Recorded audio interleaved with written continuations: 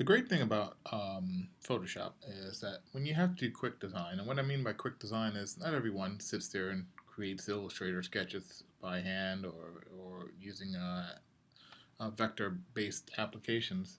Sometimes you just need to take a reference photo, say this is what I want, here are the specs I need, send it back to me, and then you go through your sampling process. If that, there are companies that have it a lot more streamlined, and of course, it's not. It may not be representative of high-end fashion.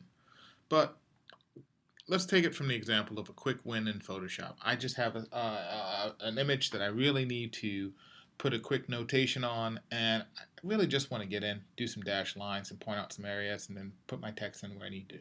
So from the older versions, and I'm going to do this from CS3 all the way on up to CC of Photoshop, but this is a very good representation. Right now I'm actually in Photoshop CS5, and CS3 relatively has the same functionality in terms of this process. What I'm going to do is add a dotted line or a dashed line to this image. And the way I'm going to go about it, previously I had to select the brush tool, and I would go into the brush window. And of course, I can go to the Windows drop down and hit Windows menu and hit brush, and it would appear. I want to make sure I have brush to tip selected, because that gives me the options I need to adjust this. Now, of course, we have a listing here of all of our brushes, and I just need a basic hard or clean brush. So if I select hard round for 30, that's great. What I'm going to adjust is my options for that brush.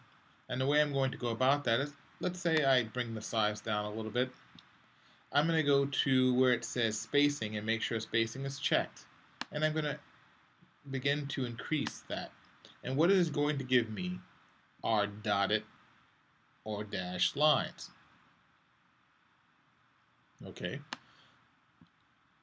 And as you can see here, there's settings if I needed to make it harder or soft.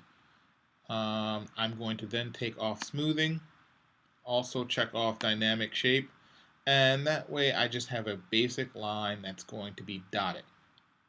Once that's set up, anything I apply, any object I make, I can apply this brush to it and say make it that way.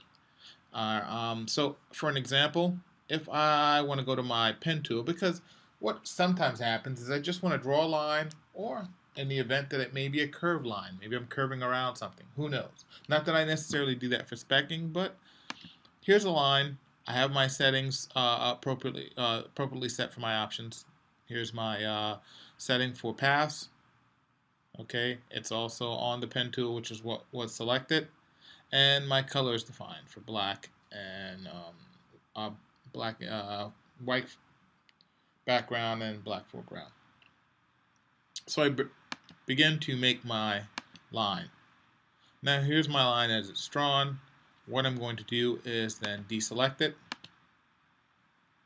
And when I go back into that line, typically what I would have to do is do a right mouse click, or on the Mac you can hold down Control. And I have options, a quick reference menu that pops up that allows me to select options. I can go to stroke path. And when I go to stroke path, it gives me options of what tool to use to stroke that path. Well, I'm just going to select my brush tool because I already have the settings defined. So when I do that, you see how my line ends up as a dashed line, a dotted line, based on what I selected. Now I can continue and just put my text in and notations as I see fit. Now that's one way, but typically when I worked in the industry, I never really did a dotted line. A lot of times I would go in and do a dash line. So to do a dash line, I'm going to go back to my brush menu. And what I'm going to do is I'm going to look at my options for my brushes. These are all round brushes. I'm going to then go to my options to bring up more brushes, and I'm going to look down across all of the ones that come by default within Photoshop. I'm going to select square brushes. I'm going to say append, only because I don't want to get rid of my round brushes. I just want to add them to the listing. And now you can see all my square brushes have been added to the bottom of that listing.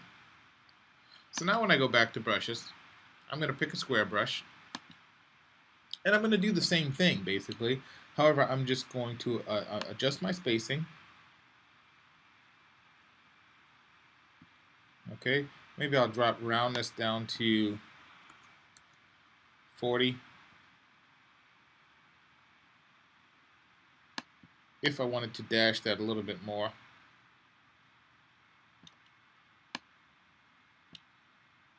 And once that's set, I'm going to go through the same process. So again, pen tool, 2 clicks, deselect. Now, note that I'm using the vector selection tool. Okay, that's path selection tool, A. And I do a right mouse click, I select stroke path, and again we're going to use brush. Now I'm going to zoom in because of the settings. This is a little bit harder to see, maybe because it's quite a bit smaller than what the previous one was. And as you can see, there's my dashed line.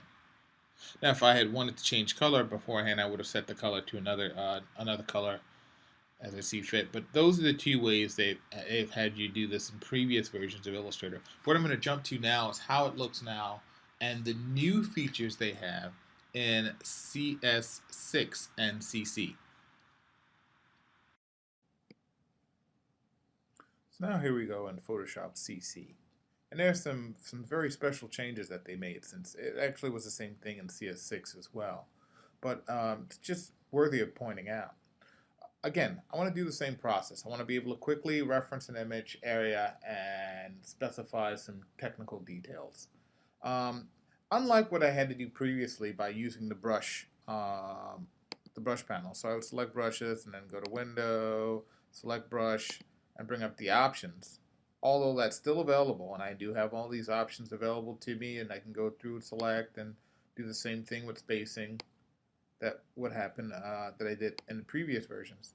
I now have the ability within my vector toolset to define the dashed line on a vector image, which is a very special and great enhancement for those who want to process it this way. First thing I'm going to do is go to my options, and I typically select the default brush that's there. Peanut dash is fine, just to make sure I have all the settings and options available to me. And as you can see here, it's going to define this as a shape. Okay, it gives me the ability to define the stroke color, the stroke weight, and the dash lines. Previously I had to define these myself, but now I can define a dash line here. I also have the ability to define how it's aligned and how it turns corners. And then under more options, I have the ability, just like I used to have in Illustrator, just like I have in Illustrator now, to define the dash and gap spacing. This is incredibly helpful now for those of us who want to process it from this area. Once I have those settings basically defined, then all I'm simply doing is just using my pen tool to point out where I want to have this line defined. And while it's selected, should I choose to say, well, I really want it to be dashed, I can do that. And I can also go into options and tweak those settings. I can make them smaller.